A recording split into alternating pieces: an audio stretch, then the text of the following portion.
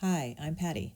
If you just opened your Canva template and you're ready to edit, but you need some tips, then you're in the right place.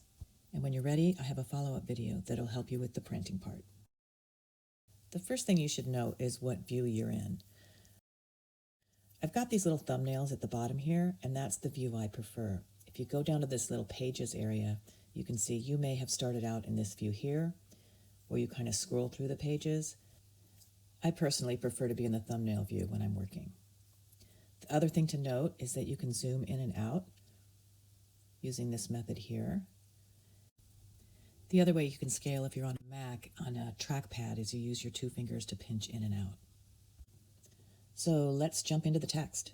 If you go into this template, we've got the words "oh boy," and you can see that it's on a curve the way I've designed it, but when you go into edit, it becomes straight. So don't worry, you're just in editing mode. It'll go back to the way we want it to be.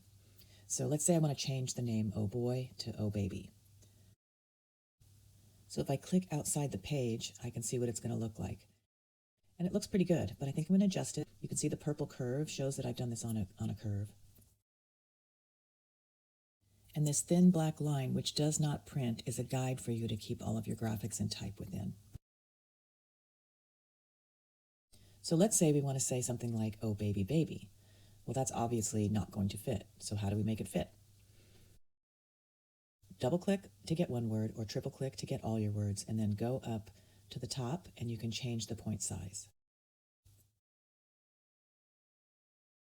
So I'm changing the point size and I'm looking at the curved ghosted type to see if I get it about right. And then I have to click off to see where it landed. I'm getting close. It seems a little bit big though, so I'm going to triple click again, go down a couple steps, make some adjustments, and we're done. So since we're having twins, we need to change this type here. So if I add twins and I don't like how it lands, so right now you can see it's landing on the giraffe's head. So what can we do? So that we have some choices. We can change the letter spacing to make it more spread out or tighter. And you can see, really liked it the way it was. So I'm going to do Command Z a few times to get back where I started. So one tool that was pretty helpful to me, you might not know about, it's the position tool. And if you click that, you have your choice of layers or arrange.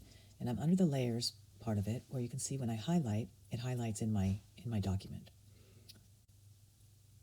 So sometimes it's an easy way to get to the part you want to edit. So another way of using the position tool, if I click on anything, then that will come back up at the top. So then I go into arrange, and let's say I'm done editing, but I may have moved things around. So if I grab onto all these by holding down the shift key, I can go to center, and then they'll all be recentered. But you'll notice over here that it's not centered on the page. So if while they're clicked, I just drag over a little bit, and we're done. So if you need to adjust the color of your type, here's how you do it. Select it, go up to the A at the top, and then choose your color.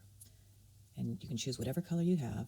If you double click on any color, then you can go into this bar and you can make it anything you want, darker, lighter, or a completely different shade. And then you can do Command Z if you want to go back where you started. The other thing you may need to do is scale your graphics up or down.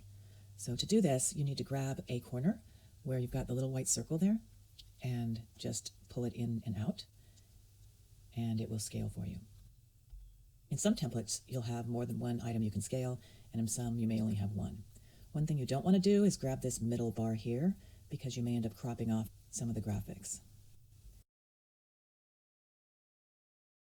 So just be a little careful when you're doing it, and make sure that you haven't cropped off some of the graphics accidentally. And remember, you can always push Command Z if you've made a mistake.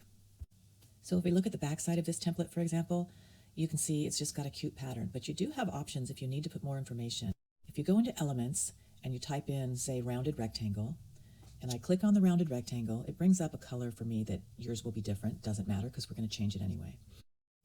So I'm going to put a general size and try to center it in there. You can see that red line is kind of giving me a guide that says I'm centered. I don't always trust it though, so use your own judgment.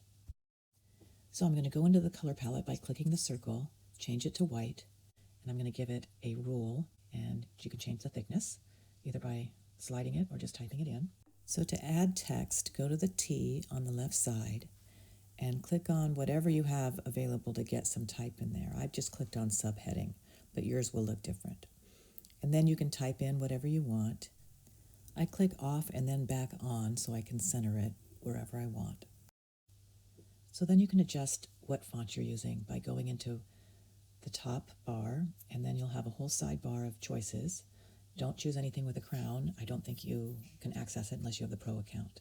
You can also change the color, as I've done here, to whatever you want. And yeah, you've got a ton of options. And if you don't like it, press Command Z to go back as many steps as you need to. So here's a poster design template I've designed with 5 different sizes to choose from. The way you can see these sizes is by hovering over these thumbnails or clicking on them. You can also see how they change. Knowing this will come in super handy, especially if you've purchased a template that has a bunch of pages with different sizes and different elements in it. So earlier I talked about the layers panel, but I forgot to mention locked items. That some of the items I've locked just to make it easier to edit, but you can unlock them by simply clicking on the icon. And then you can scale or move or delete things as you need to. So I'm hoping this video gave you a head start on the editing.